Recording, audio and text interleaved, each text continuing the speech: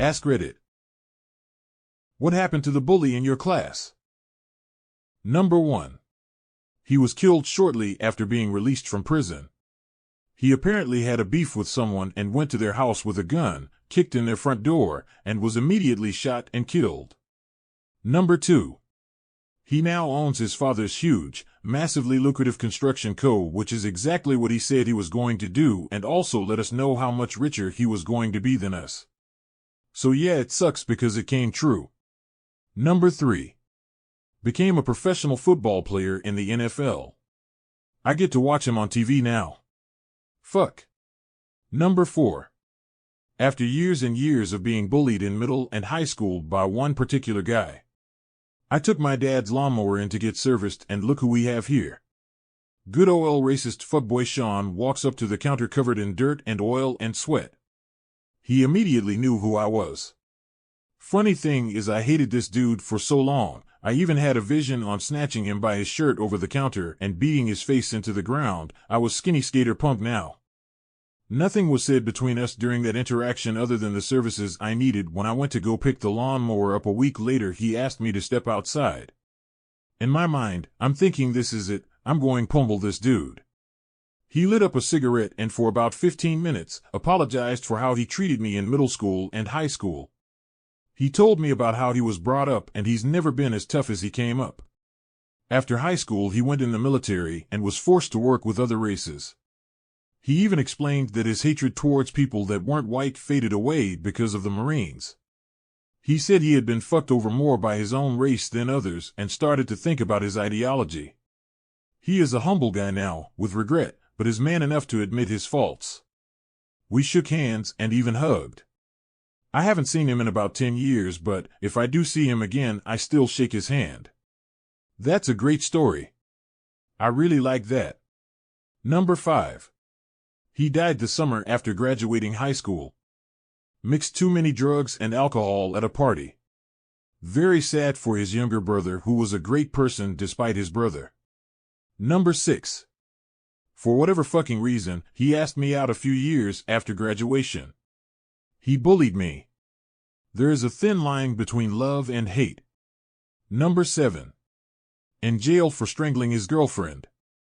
Thankfully, she survived. Number 8. I kid you not, we had a 5-foot-tall bully in our school. He gained favor with some of the bigger bullies, and I suppose that afforded him carte blanche to act like them. Anyways, a few short years after high school, he fucked with the wrong dude at a party and they followed him home and shot him dead on his mom's front lawn. Number 9. The boy bully married the girl bully, they had a kid then divorced. Shocking. Number 10. She did an insane amount of growing up during college, including having to uproot her whole life to care for her family after her mom died suddenly. She reached out to me and others I know personally and directly addressed the bullying. We went out to lunch, she bought, and she was incredibly honest, apologizing and acknowledging what she did and why it was wrong. She's now running a successful animal rescue organization with her long-term boyfriend, and I wish her nothing but happiness. Number 11. Eat a fellow drug dealer to death during a transaction gone bad. Sentenced for murder, but then somehow it was downgraded to manslaughter. Served about 10 years, and judging from his FB posts, he has a girlfriend, a job, and has cleaned up his act. Edit to add what happened. Just looked up the story. He was convicted of second-degree murder with depraved indifference. Then the State Court of Appeals changed the law interpreting the definition of the charge. The federal court vacated the conviction, finding that the defendant was factually innocent of depraved indifference murder. He agreed to plead to the lesser charge of manslaughter. So he had already served 10 years and was released after the plea to manslaughter. Number 12.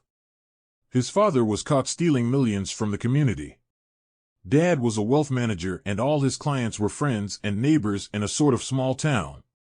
The family was really put through the ringer of embarrassment and the bully was a wreck for a long time. I guess he realized all the wealth and arrogance that he grew up with was stolen from everyone he knew. I saw him years later and it was like seeing a different person. He had changed his name, walked differently, and held himself with a different posture. We spoke for a few minutes, and it was almost like he was genuinely interested in me. He didn't go out and say sorry for what he had done, but it seemed like he wanted to, but though it would be tacky, maybe I'm reading too much into that interaction, but it was a little weird. It was like he had been forcing himself to be an actual nice guy. Number 13, he became the CEO of the company he started in after college. He is the chairman of the local football team and runs the beach cleanup crew every month. Always has a smile and has clearly just kept on growing up. Number 14. Wasn't necessarily my bully, but this kid at my school terrorized everyone. He was an absolute shitbag. Hadn't heard anything about him for years until I flicked on a Guy Ritchie film recently and he was in it. Turns out he's now gone on to become a semi-successful actor. I actually hold no resentment because the kid was pretty fucked up. His mom was dead and his father was an abusive alcoholic. So fair play to him for breaking the mold. Number 15. One is long dead from a drug deal gone bad. Another is a big-bellied deputy sheriff who was kicked off the force after decades of questionable behavior. Number 16. He ended up being my direct manager at a serving job, and to be honest, he was one of the best managers I've ever had. Bigger plot twist, he stood up for me against corporate and regularly would tell other employees that I actually smacked the idiot out of him in high school. He made fun of some women in class for being overweight, and for some reason, that was enough to make me snap and backhand him in front of the class. He gave me one of the best letters of recommendation I've gotten as a working adult, and occasionally when I see him in the wild we will have a few beers together.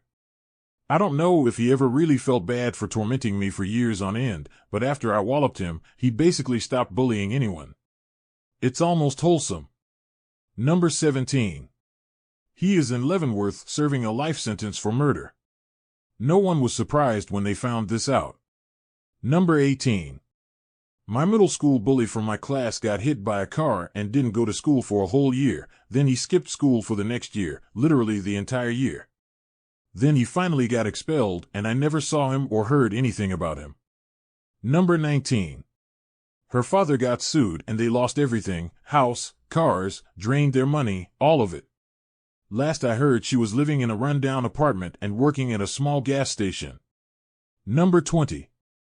The autistic kid beat him in Spanish class within an inch of his life, flipped over the desk, picked this dude's body up and slammed him, kidneys first, into one of the legs. Johnny was just your normal, happy-go-lucky video game fan. We went to see the original Mortal Kombat movie in theaters when it came out. It was my second movie-going experience. I was just a newly transplanted immigrant and Johnny was the only kid who didn't pick on me. He was cool. Johnny was heavy-set, with glasses. Juan was a gangbanger. Real cholo-looking dude. He and his friends were pretty terroristic. In retrospect, I'm sure Juan had a terrible upbringing because he took it out on everyone around him. For months he kept picking on Johnny. Months. Juan was a scary guy, and I had gotten into my share of scraps, but I wanted no part of this guy. This abuse went unchecked. Juan broke John's glasses, and it was just persistent. I don't remember all of it, other than Johnny just became more and more reclusive with time, and he was always bruised in some way, shape, or form. One day, in Spanish class, Juan said something to Johnny about his mom. This was before the bell rang for class to start. This was the final straw.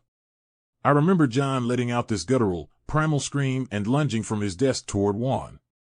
Johnny began hammer-fisting Juan all over the head, his shoulders, arms. Like fucking Goro with an MK. Just unleashing everything he had on this asshole gangbanger. There came a point when Juan looked out of it, like a limp noodle, and that was when John, still possessed by this unrelenting rage, flips the desk over, and underhand flips body slams Juan into one of the legs of the desk. Juan let out this horrible cry of agony, and that was that. The teacher walks in, they call the campus police, and the rest is a blur. I don't remember what happened to John after this, as I never saw him again, but I do remember hearing from an acquaintance back several years that Juan was in jail for aggravated robbery. Guess he didn't learn his lesson. Thank you, Johnny, for being a friend and for not judging me while I learned the language here and adjusted to my new life. I hope all is well with you. Number 21. She became an influencer and have tons of followers because people think she is really funny because of how stupid she is. She kinda have a Paris Hilton persona going on. Very spoiled rich girl pretending to be stupid and know nothing about the world. Number 22. Opened a really stupid store in an overpriced mall in the 90s. Lost a crap ton of cash and killed himself. Number 23. I saw him walking in front of my family's house, certain he was passing by, while I was playing with my daughter and her cousins. He gave me a little wave and I thought I'd just wave back to be nice. He messaged me later on Facebook and said he's glad I'm doing better than him. Long story short, he told me his ex-wife and him are having a serious custody battle with their kid and recently got a DUI which got him in a deeper hole. He basically said don't end up like him. As much as I hope he gets better, karma really is a bitch. Number 24. I was only ever bullied in elementary school in Texas. I moved to Ohio during 5th grade. At some point in late middle school or early high school, I heard the guy who used to bully me got mad at his parents because they wouldn't let him go to a concert, so he took his dad's shotgun and killed himself. Number 25. OH I have the best one for this, guys, promise. So my bully was a guy, I'm a sheik, and he was relentless. From kindergarten through middle school. Peaked in middle school. He would stick his leg out and trip me when I would walk by, then laugh. Crap like that. He annoyed everyone. Imposed on your personal space. Would tell lots about me to others so they would not like me. It really bothered me deeply. BC, I could not understand what I had done to have someone so adamant about humiliating and hurting me. Publicly. Well. After middle school he disappeared to some other school and I slowly repressed it all and forgot of him in my active thoughts. Then I get my first apartment with a friend, got a real job and going to college. I'm sitting on my new couch in my new place watching To Catch a Predator. Like everyone did back then. Next up on To Catch a Predator and I hear his name. I hear that jerk-off's name. And there he is walking in to meet an underage girl he had very disgusting text convos with. I could not believe it. I stood up and screamed aloud. I felt so vindicated for the feelings of hatred and inability to forgive him as a younger girl. Justice served. Indeed it was. Thank you for watching and listening to this video. If you would, go ahead and give that like button a smack and the subscribe button a smash for more videos. Smack and smash. See ya.